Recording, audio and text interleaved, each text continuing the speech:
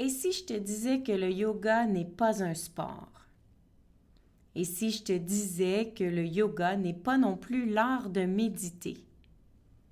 Et si j'osais te dire que le yoga n'est pas non plus une philosophie? Qu'est-ce que ces 3 phrases réveilleraient en toi? Découvrons ensemble le yoga, mode de vie, tout de suite après l'intro. Parce qu'on a tous des vies occupées, des agendas surchargés et que malgré tout, on aimerait apprendre à se déposer. L'architecte de l'âme, c'est ta pause zen. Un endroit pour t'aérer le cerveau, arrêter de réfléchir et juste te laisser inspirer. Un endroit pour toi, pour apprendre à sortir du mode cruise control qu'on a adopté et recommencer à cultiver la joie. Ensemble, on va se les remettre les 2 mains sur le volant. Bienvenue dans l'architecte de l'âme. Bienvenue chez toi. Que connais-tu du yoga? Que sais-tu à propos du yoga? Et si je te disais que tu en sais probablement bien plus que tu ne le crois? Le yoga mode de vie, j'ai choisi de te parler de ceci aujourd'hui parce que tout le monde sait que je suis prof de yoga et souvent on me demande qu'est-ce que ça implique dans le quotidien. Et je leur dis tout simplement rien, c'est juste d'enseigner ce que je fais dans ma vie et probablement ce que tu fais, toi déjà aussi. Pour moi, l'histoire, c'est pas ce que ça l'implique dans ma vie d'être un prof de yoga, mais ce que ça l'a apporté dans ma vie d'être un yogi. Aujourd'hui, je te raconte un petit bout de mon histoire, celle qui touche ma connexion avec le yoga. On est en automne 2019. Je reviens de rendez-vous chez le dentiste avec mon fils. Et soudainement, il y a un chauffeur qui roule vraiment pas bien sur l'autoroute 40 entre Joliette et Montréal. Et on sent qu'il va se passer quelque chose. Alors, en voulant le dépasser, il me fait me donner un coup de volant qui me fait prendre dans les stries causées dans le pavé par les camions lourds. Et je perds complètement le contrôle de mon volant. Pour faire une histoire courte, on a fait des tonneaux. Mon garçon n'a rien eu parce que j'ai eu le réflexe de faire du break-à-bras, du frein à main et de faire un 180 avec la voiture pour pouvoir atteindre le fossé et rouler de mon côté. Et plusieurs vertèbres écrasées, commotion cérébrale plus tard. Je suis arrêtée de sport. Et à ce moment-là, j'ai un vraiment bon mindset parce que je suis une coureuse de demi-marathon. J'ai appris à me dépasser, j'ai appris à aimer l'endurance et j'ai appris à travailler sur le gain à long terme. Je suis aussi une boxeuse et je travaille en impulsion avec le sport de la boxe et je travaille en musculation et en résistance et en endurance. Et je m'entraîne vraiment beaucoup, tous les jours de la semaine, 7 jours sur 7, des fois 2-3 fois dans la journée, je mixe mes sports. Puis je fais du yoga. Je fais pas vraiment du yoga parce que j'aime ça, je fais du yoga parce que mon coach de course me dit que quand tu cours, c'est important de faire des sports pour se muscler, alors je fais de la boxe, et c'est important de prendre le temps de s'étirer et de récupérer, alors je fais le yoga. Et comme tu l'entends dans mon ton, je me cherche un peu parce que tous les yogas que j'essaie sont pas très à mon goût, puis je trouve que c'est des gens qui s'écoutent parler, puis qui n'ont pas grand-chose à me véhiculer. Alors, je fais ces cours-là en me disant que c'est des cours de stretch, puis mon corps en a besoin. Mais je me cherche délibérément un gym où je vais pouvoir faire des cours de stretch plus intéressants que les cours de yoga où j'arrive pas à suivre les postures et où mon mental se dirige constamment vers d'autres pensées, d'autres idées et je repense à mes sports qui m'obligent à être là et je me dis « OK, c'est bon d'être ici parce que ça m'apporte. » Mais honnêtement, entre toi et moi, j'avais pas vraiment de plaisir. jusqu'à ce que je découvre, complètement par hasard, si le hasard existe, le yoga chaud. Et c'est quand j'ai découvert le yoga chaud que j'ai senti mon corps s'apaiser. C'est sûr que tu vas me dire que c'est difficile de respirer dans la chaleur. On le voit comment on souffre dans les étés quand il y a la canicule et quand c'est humide. Mais je te rassure, à l'intérieur des salles de yoga, on essaie d'avoir la chaleur sec et non pas l'humidité, ce qui fait que ça aide la respiration. En plus, on s'habitue, à force d'être dans la chaleur, à travailler dans la chaleur et surtout avec la chaleur. Et moi, c'est vraiment ça qui a aidé mon corps à aller chercher la flexibilité et la douceur que j'avais besoin de me déposer pour prendre le temps de faire les postures. Donc, j'ai appris à aimer le yoga, mais ça n'a pas été naturel pour moi. Il a fallu que je fasse beaucoup d'essais-erreurs avec des studios, avec des profs, jusqu'à temps que je trouve la forme de yoga qui me convenait. J'aimais allier des yogas un peu plus fitness avec des cours un peu plus détente et je pouvais les faire les deux un après l'autre, ce qui me permettait d'avoir un entraînement complet dans ma journée pour compléter mes sports. Tout ceci, on recule au moins 5 ans avant mon accident. Et alors là, en 2019, j'ai vraiment une bonne forme physique et j'ai 3 sports que je pratique vraiment à temps complet. Mais après l'accident, impossible de courir, impossible de boxer. Même qu'au début, c'était impossible, le yoga. En fait, c'était impossible de me lever les bras, de me tourner le cou, de bouger. J'avais même de la difficulté à marcher. Mais dans tous les sports que j'exerçais, le yoga, ça a été le premier pour lequel j'ai eu le OK. Et comme tu te rappelles, j'avais pas besoin d'aller au yoga vraiment beaucoup, puisque c'était pour récupérer pour mes courses. Mais comme je courais plus, comme je boxais plus, le yoga, c'est devenu mon seul sport. Et c'est là que j'ai découvert que c'était pas un sport. Et c'est là que j'ai découvert que juste rentrer dans la salle chaude, me déposer et respirer, ça aidait mon mindset à se donner du temps pour guérir, à se donner des pauses, à relâcher, à essayer de baisser mes épaules pour laisser les stress évacuer mon corps. Essayer de ressentir la chaleur à l'intérieur de mon corps pour aider les nœuds à se dissoudre. Il y en a qui vont au bronzage pour ça. La chaleur, ça l'aide le corps à se relaxer. Et quand on est relax, c'est là que les nœuds, les stress peuvent se défaire dans le corps. Donc, en même temps, ça m'aidait à me déposer. J'appelais pas ça vraiment de la méditation. Mais c'est un beau moment, seul avec soi, avec ses pensées, à s'observer. Puis j'ai commencé à aller au yoga tous les jours. Des fois, j'allais au yoga pour des cours de méditation. Des fois, j'allais au yoga pour des cours un peu plus physiques quand j'ai eu le OK des médecins. Et des fois, j'allais au yoga juste pour la chaleur, pour l'entourage, pour la communauté et le super smoothie que je pouvais manger après. Ouais, parce que c'est le fun quand tu sors de ton cours de yoga chaud, de t'installer devant les murs de sel qui amènent un peu de bienfait dans ton corps et de savourer ton smoothie qui amène le bienfait à l'intérieur de toi et qui apaise l'âme. Donc, le yoga est devenu mon mode de vie.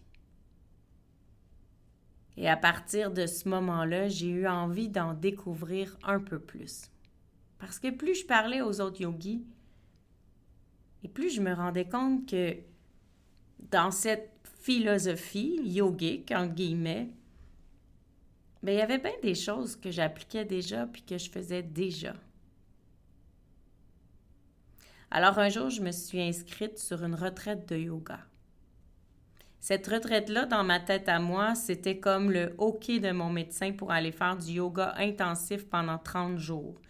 Tous les jours, pendant 30 jours, j'allais être bercée par un professeur qui allait me remplir la tête d'informations concernant l'anatomie du corps humain, la musculation, qui allait me parler des bienfaits du yoga sur le corps émotionnel, sur le corps physique, sur le corps mental, qui allait me parler de lithothérapie, d'aromathérapie, de nutrition, et de tout ce qui englobe le maintien du corps physique pour avoir des bonnes postures.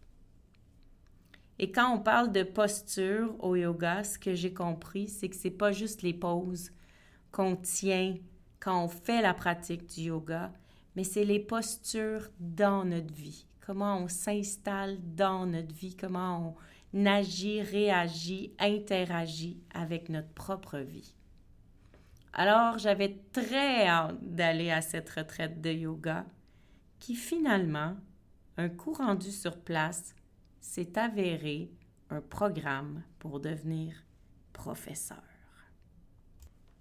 Pendant ma pseudo-retraite de 30 jours, j'ai appris toutes sortes d'histoires, j'ai appris toutes sortes de légendes et j'ai beaucoup appris sur le métier, sur le corps humain, et sur toutes les énergies entourant le corps humain. J'ai aussi appris qu'il y avait des grands maîtres qui donnaient tous un peu la même version de l'extase ou de l'accomplissement que peut apporter un cours de yoga ou une méditation ou une réflexion.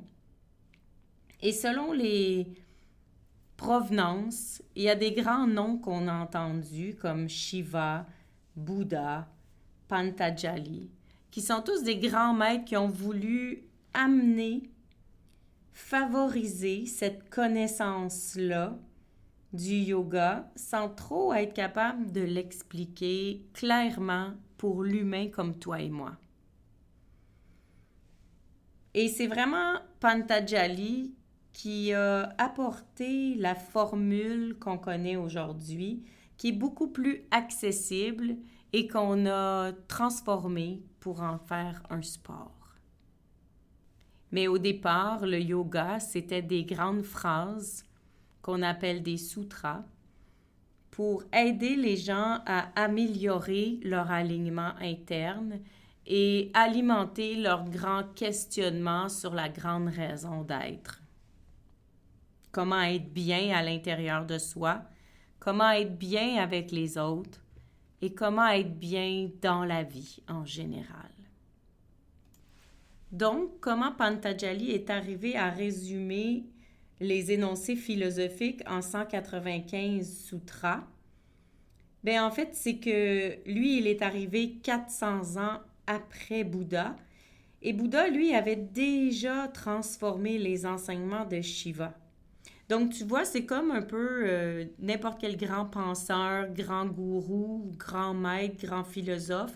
C'est de génération en génération, si on peut dire, un peu comme Dieu, Jésus, la Bible et tous les autres philosophes qui ont suivi. Ça se transmet et ça se peaufine, ça se dessine avec les mœurs, avec les années, avec les époques, avec le temps. Bien sûr, au début, c'était plus respiration, mouvement. C'était aussi beaucoup de mantras, de rites, de chants. Mais le yoga est devenu vraiment pratique de posture et de méditation avec les enseignements de Bouddha et par la suite.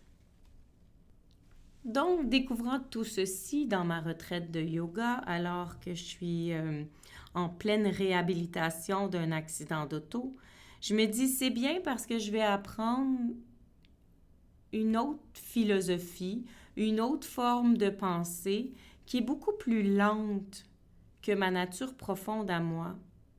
Et quand tu es en rétablissement d'une grande blessure, comme mon accident de voiture, je trouvais mon rétablissement vraiment lent et j'avais besoin de ralentir pour pouvoir accompagner mon corps dans sa douceur, dans sa lenteur.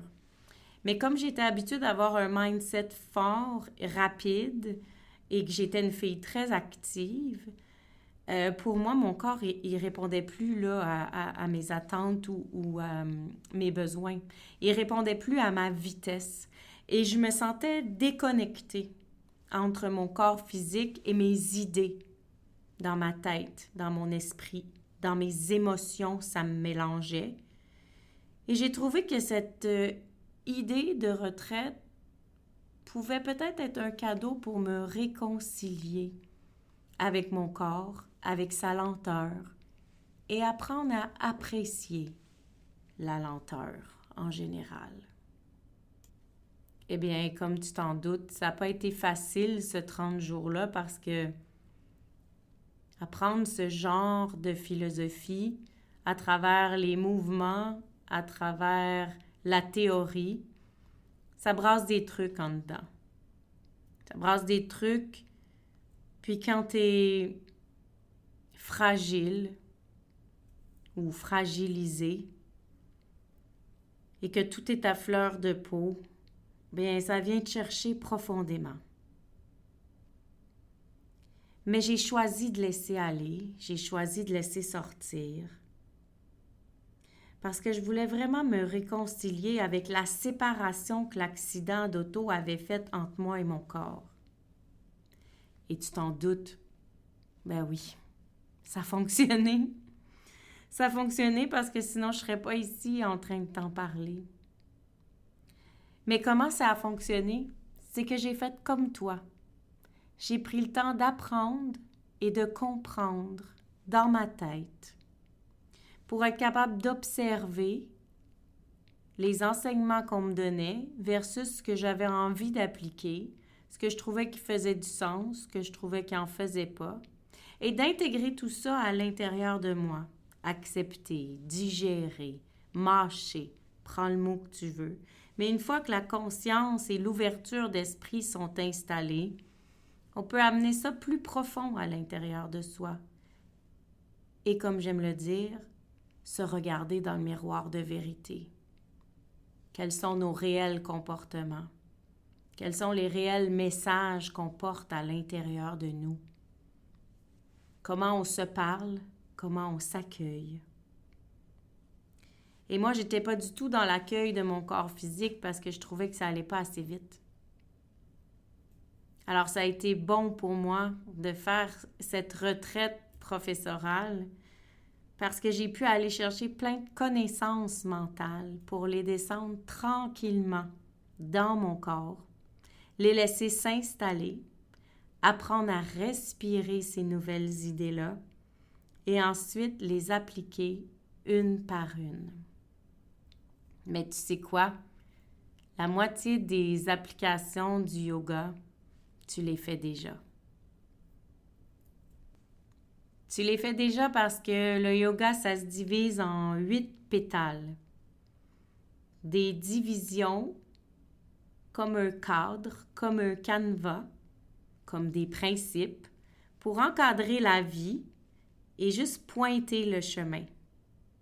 Pas de bon, pas de mauvais, pas de religion, pas d'obligation, juste des idées lancées à appliquer dans ton quotidien. Et laisse-moi te dire que ça, c'est venu me chercher. Parce que moi, être obligée de faire quelque chose parce que la religion dit que c'est comme ça que ça fonctionne, ça colle pas tout à fait à ma personnalité. Alors, ce que j'aimais beaucoup dans le yoga, c'est que c'est un mode de vie qui est très inclusif. C'est-à-dire que comme ce sont des balises et que c'est un mode de vie, tu peux inclure n'importe quelle philosophie, croyance ou encore religion que tu as dans tes croyances à toi et dans ta vie à toi et venir juste compléter par le yoga. Le yoga, c'est vraiment un mode de vie puisque ça te met des balises pour avancer vers ce qui t'apporte la légèreté, de la joie et du plaisir. Ça apporte des balises sur comment construire sa vie bien équilibrée, sa vie de rêve. Ça aide à se re-questionner, à savoir si on a une vie qui nous plaît, qui nous intéresse. Et surtout, ça apporte beaucoup de savoir-vivre et de savoir-être. Bref, grâce aux 8 pétales du yoga, j'ai pu tranquillement accepter la lenteur, intégrer tranquillement des volets du mode de vie yogique pour reconnecter à l'humain à l'intérieur de moi. Reconnecter au souffle à l'intérieur de moi et ainsi donner le temps à mon corps physique de se régénérer, de se réparer et accepter que plus rien ne serait jamais pareil. Parce qu'après une épreuve, tout a changé. On n'est plus la même personne à l'intérieur de nous. On n'est plus la même personne dans nos réactions, dans nos actions, dans nos besoins. Et ça, c'est bon pour tous les changements. Mais malheureusement, on s'en rend compte seulement avec les grandes épreuves.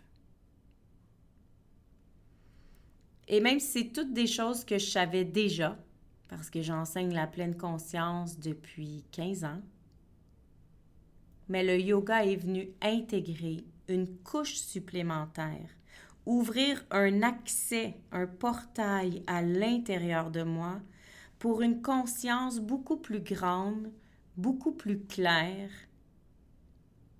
et surtout, le plus grand cadeau, c'est que j'ai appris à me regarder dans le miroir, droit dans les yeux, regard à regard dans mon propre reflet et être capable de me dire « Je t'aime tel que tu es ».